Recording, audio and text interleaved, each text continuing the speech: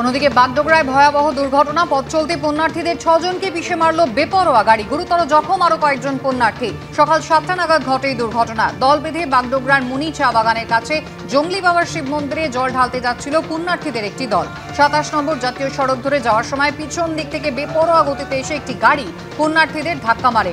গাড়ি চালক ও আরোহীরাও পুজো নিয়েই ফিরছিলেন, সকলেই পলাতক।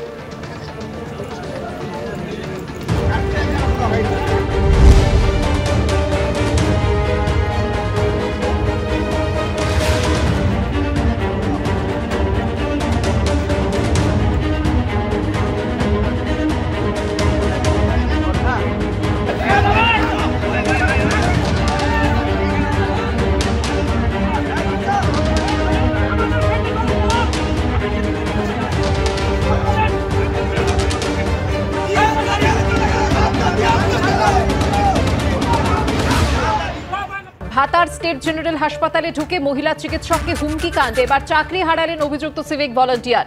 স্বামীর গ্রেফতারির পরে ছেলেকে নিয়ে বাড়ি ছেড়েছেন ধৃতের স্ত্রী। মত্ত অবস্থায় হাসপাতালে ঢুকে ওই কীর্তি করেছে ছেলে, মনে করছেন বাবা। ধৃতের 5 দিনের পুলিশ হেফাজতের নির্দেশ দিয়েছে বর্ধমান জেলা আদালত।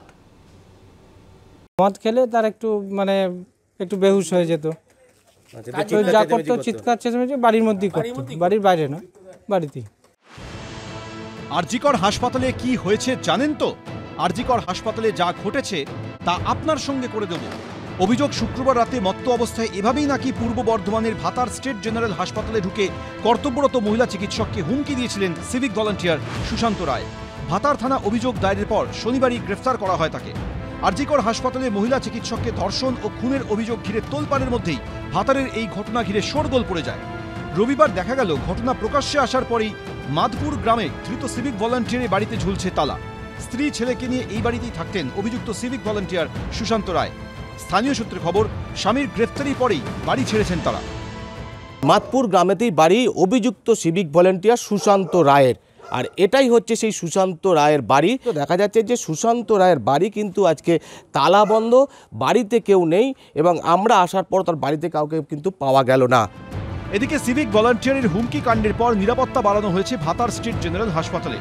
অভিযোগ, শুক্রবার রাতে এই হাসপাতালে ঢুকেই কর্তব্যরত মহিলা চিকিৎসকের সঙ্গে দুর্ব্যবহার করেন সিভিক ভলান্টিয়ার সুশান্ত রায়। যে ঘটনাটা ঘটেছে আপনার কি বলবো বলুন, মাঝে মাঝে ওর একটু অ্যাবনর্মাল হয়ে যায়, নার্ভগুলো ঠিক নেই, নেশা করেছিল হয়তো। আরজিকর মেডিকেলের নারকীয় কাণ্ডের তোলপাড়ের মধ্যেই ফের কাঠগড়ায় আরেক সিভিক ভলান্টিয়ার। গ্রেফতারির পর এবার চাকরি হারালেন অভিযুক্ত। ইতিমধ্যেই অভিযুক্ত সিভিক ভলান্টিয়ার সুশান্ত রায়কে চাকরি থেকে বরখাস্ত করা হয়েছে বলে জানিয়েছেন পূর্ব বর্ধমান জেলার পুলিশ সুপার।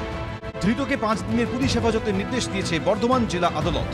কমল কৃষ্ণ দে, এবিপি আনন্দ, পূর্ব বর্ধমান।